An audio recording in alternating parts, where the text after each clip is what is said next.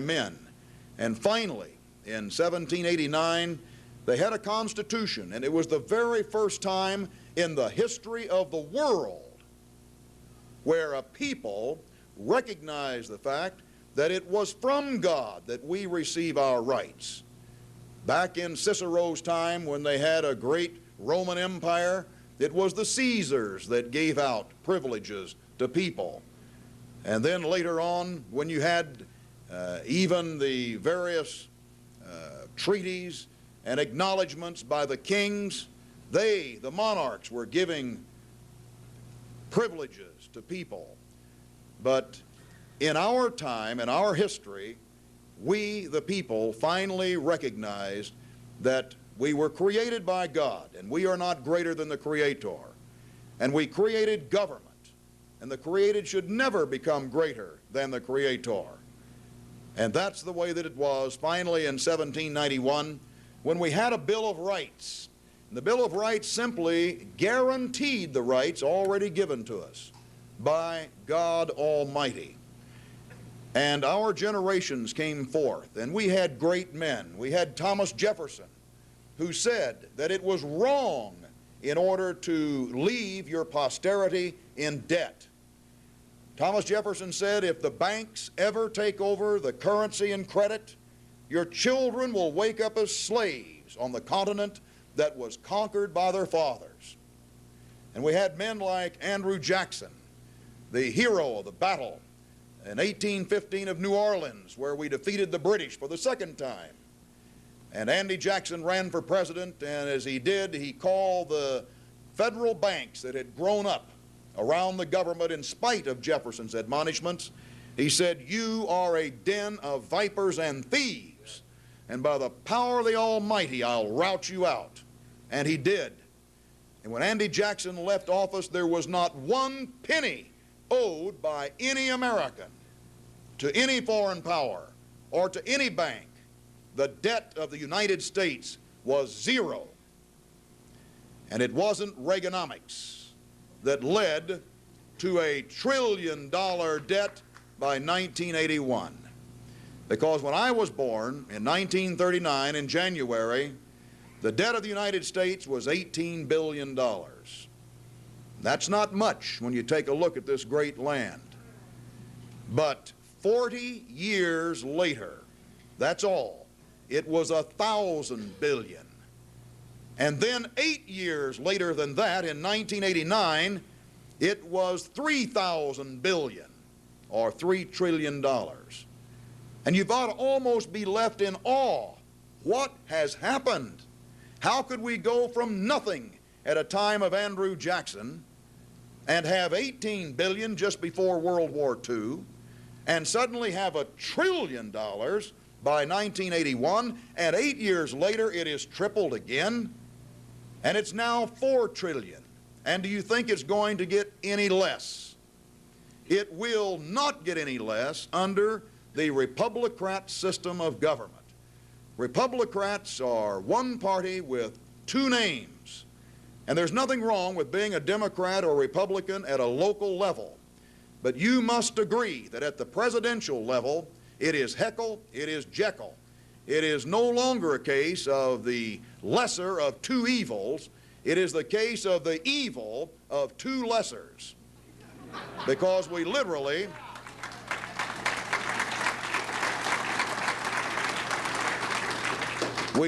today have a case where it must look stupid to people in foreign lands.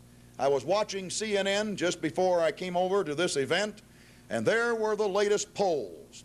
And H. Ross Perot is leading both Bill Clinton and George Bush, and not even Perot knows what he stands for. But people will vote for anybody, or they will vote for nobody before they'll vote for George Bush, which now his ratings are 37%. Only 18% of the people in America have any faith in him with his economic policies. That is lower than any president since they've been keeping any kind of records. And yet people say they'll vote for Bush before they will Clinton because they don't trust the Democrats. And then Perot comes up and honestly has absolutely no platform, and America clamors. But he does have $100 million, and I've heard you can buy anything in this world for money. But there are some things you shouldn't be able to buy. And one of them is the office of the Chief Executive of the United States of America, because it is we the people that appoint that person.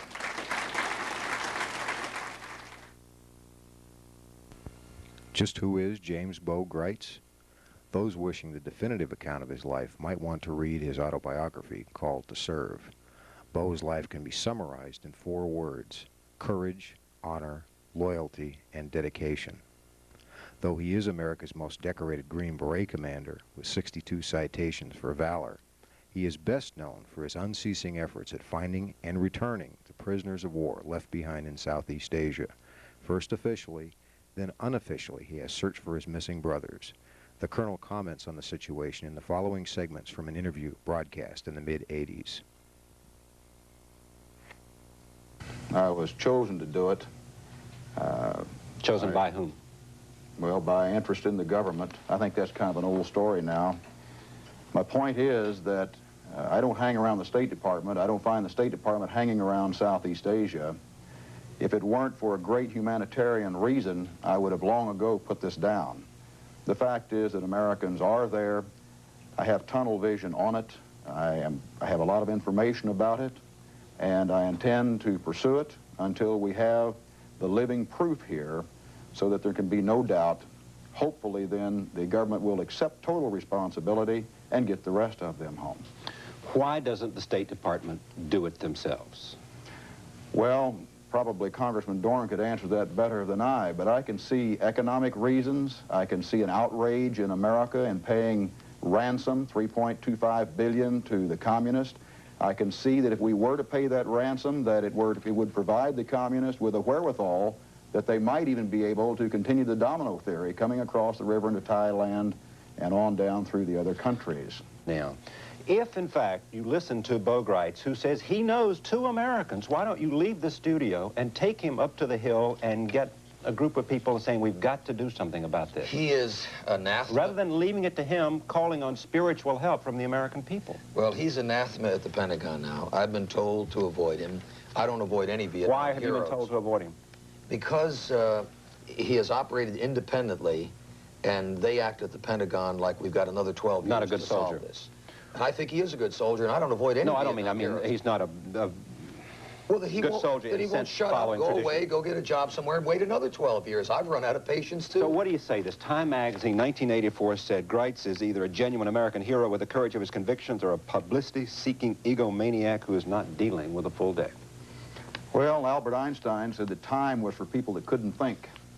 I don't know how other than that to respond to time.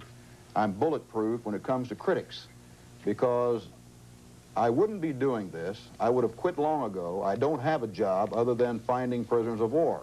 I don't make any money off of it. My family, if it were not for a great humanitarian reason, would have probably left me. But they sustain me because they understand. And it hasn't been all outside the government. Every one of the cases, except this last one, I've been in lockstep, and I'll stand by to give Congress their report on... See, I'm out of time. I know the government sucked him in, then they cut his legs off. Come back. We'll keep up with what you're doing. Robert Doran, thank you very much. Undaunted, Bo continued his unofficial efforts to locate and rescue American prisoners of war. The trail led to a drug lord, and the results were shocking, as Bo explains in this segment from the Mort Downey Show. That when you brought up the fact that you were going in to see General Kun Sa, and that he indeed had been shipping and is shipping 1,200 tons of heroin every year into the United States of America, and we had an opportunity to make a deal, we turned it down. Is that right? That's exactly it, Mort. It was most disturbing to me because we didn't go to see Kun Sa about drugs. We went in cooperation with the White House. Tom Harvey, a would-be Ollie North lookalike, was the NSC staffer that asked us to go. It was to find prisoners of war that reportedly Kun Sa was holding. When we got there, we found out that he had no prisoners, but we couldn't leave without asking him why he insisted on shipping this poison into the world. And Coonsaw said that the U.S. had been his best customer for more than 20 years. Well, I didn't believe it. This was December of 1986. He said that he was willing to stop 900 tons in 1987, and then he said, I will disclose every U.S. government official that I have dealt with in the last 20 years. We brought those videotapes back and gave them to the White House. And 4 days later, we got that response. Tom Harvey called and said, Bo, it's fantastic. You guys are the first Americans ever to go in and come out alive. And I said, Tom, what about the deal to stop 900 tons? That's fantastic. And he said, Bo, there's no interest here in doing that. I don't understand this, Colonel, all right? Here's what I don't understand. Why would this general volunteer to stop sending 900 tons of heroin? He must be making a hell of a lot of money from it. Coonsaw has 8 million Shawn people in an area about 1/3 the landmass of Burma that he's taking care of. The only crop that he is allowed to grow is poppies refined into opium, morphine, and heroin. He wants to legitimize the economy of that Shawn land so he can become a true nation state, and he knows he can't do it if they're dependent on drugs. What was his deal that he offered? He offered a deal to stop every ounce of heroin, 900 tons last year, 1,200 tons this year, and divulge U.S. government officials if Reagan would agree to give him a trade mission to the free world where he could start using some of the resources they have there to make other money, if we would send over Peace Corps operators, if we would do just a number of little things to get him economically off of dope and onto a legitimate economy. Seemed to me like a good deal. So here's the thing that I think is important. He also offered to give this last March 15th 1 ton of refined heroin to Vice President Bush as a show of his good faith. And you know what the State Department said? Well, we're not interested. I would imagine they'd say that right about now Bush could use it.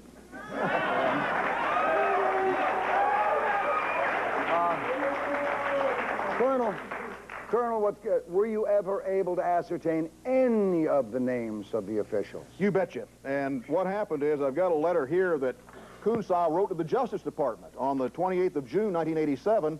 And if I can read just 2 sentences real quick. It says, during the period 1965 to 75, CIA chief in Laos, Theodore Shackley, was in the drug business.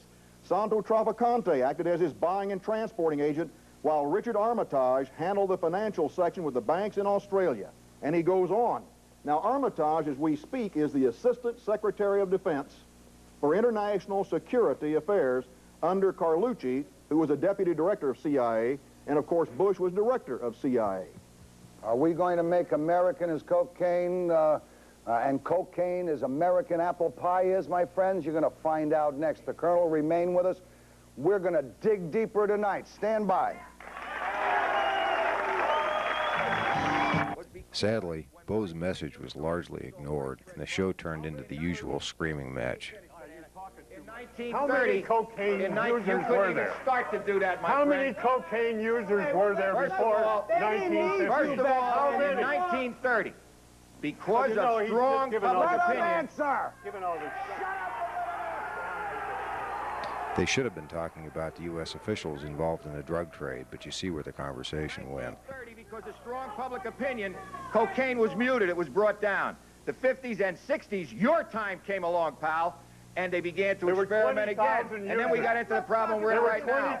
No, I'm using his argument. A new drug out there called crack cocaine. There were 20,000 users prior to that. Despite attempts by the U.S. government to silence him, Bo continues his quest to bring our missing prisoners of war home. As you will see in the following segment from A Current Affair, broadcast in May of 1992, he remains at the forefront of this effort. As you will see a little later, he's expanded his quest to include the restoration of constitutional government to America. Each year at this time, our nation pays tribute to the generations of servicemen and women who died fighting for the flag they loved. For one American family, this Memorial Day will be like no other, because they have just been given some incredible news about a hero they thought perished in the jungle of a far-off land. He'd always been listed killed in action. Now, as Steve Dunleavy tells us, another war veteran has reclassified him as missing, presumed alive. Fighting soldiers from the sky. Yes, there are prisoners of war alive. Fearless men who jump and die. I got an eyewitness account of my father being alive. Men who mean just what they say. Bring him home now! Bring him home now! The brave men of the Green Beret. We will bring them home. God bless you. If guts were made of gold, then this man would be a billionaire. His name is Bo Gritz, a warrior who fought the good fight.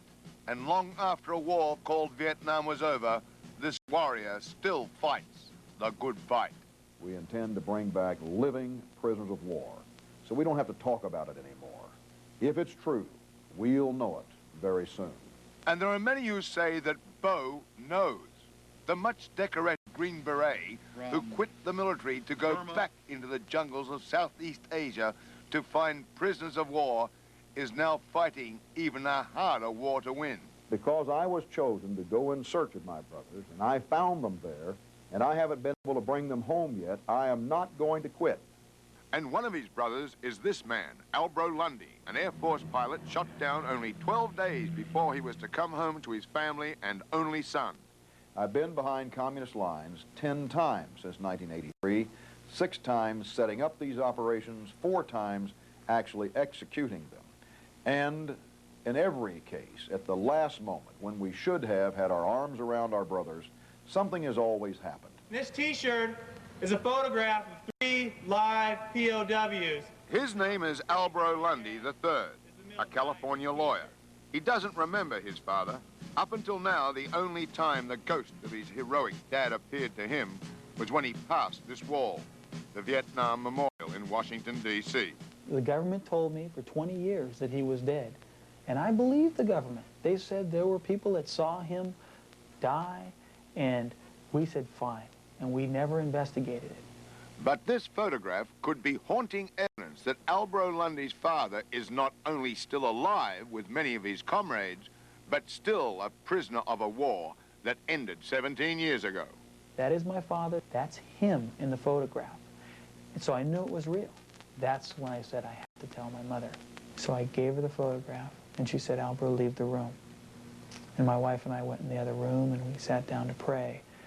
And less than 2 minutes later, my mom calls me back in, and she says, well, that's your father. In brutal terms, hope always reigns eternal when people do not see the coffins of their loved ones. They wish to believe in miracles. But this man, Tim Wilson, has put it in cold scientific terms.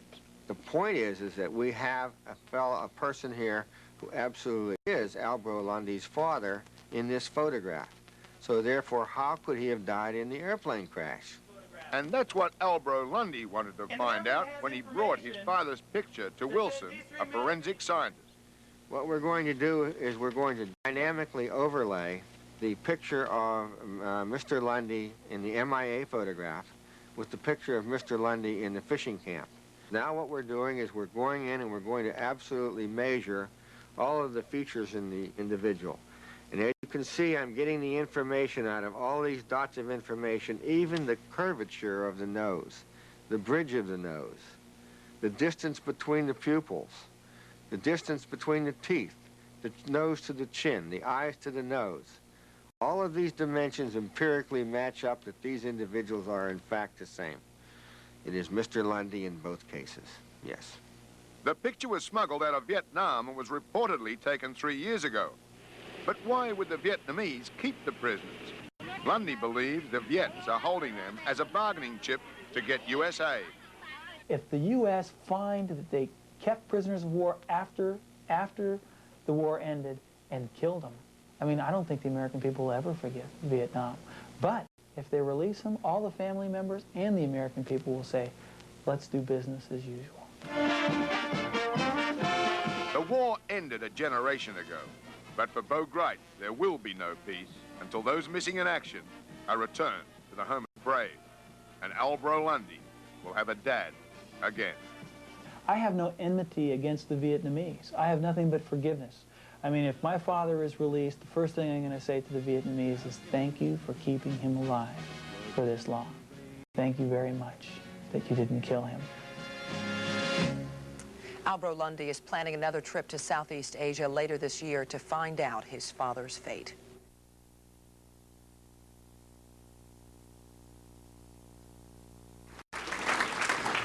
The one message that I have for you, because I'm a presidential candidate, and it's rather strange that a normally decent person would volunteer to get dirty wrestling with the hogs in the political sty. But I was asked by the Populist Party, first of all, back in September, if I would be a presidential candidate, and my initial instinct, like yours, was to back up. But then I started thinking about it. You know, I raised my hand and I took a sacred oath of allegiance. That oath wasn't to surrender. The oath wasn't to lie. The oath wasn't to cover up. The oath was to bear true faith and allegiance to the United States of America. That's you. And to defend the Constitution of the United States against all enemies, foreign and domestic. And when I think of all the areas I've been sent to, I speak Swahili. I've served in Africa. I've served in the Middle East. I've served in Asia. I commanded special forces in Latin America. I've been all over this globe fighting wars that this nation or the government thought was right. There is one thing fighting for, and we're here right now. This is what's worth bleeding, and if necessary, worth dying for, right here in the USA. And so I had to assess the situation, and realizing as an intelligence officer who spent most of my life behind the veil of national security, I realized that there isn't going to be another opportunity in 1996 to build an American party or to try and overthrow a new world order or global government. I truly realize it must be done within the law in 1992. And failing that, it can still be done within the law, but it won't be done through politics. The simple fact is that the Constitution, which lies hermetically sealed today in the National Archives, breathing its last breaths, hanging by a thread, it needs life support systems. If that were to be dashed, to be pulped, to be burned, would it make any difference? Where does the Constitution live? The Constitution lives right here in the heart of every American who knows what his birthright is, where our rights come from. They don't come from government. They don't come from documents. Our rights come from God. And if you will continue, and if you'll read the Constitution, if you'll read the Bill of Rights, if you'll know what it is that you need to be defending, friends, it never dies, and it is the supreme law of the land. Now, I have a document packet that will be available for you. The good people of Washington literally bought them all up while we were there before we came here, but in the document packet, you'll see such things as I'm going to talk about here tonight, and one of them is the fact that the Senate in 1954 decided that a UN mandate was supreme even over our Constitution. Does that mean it's so? It doesn't, because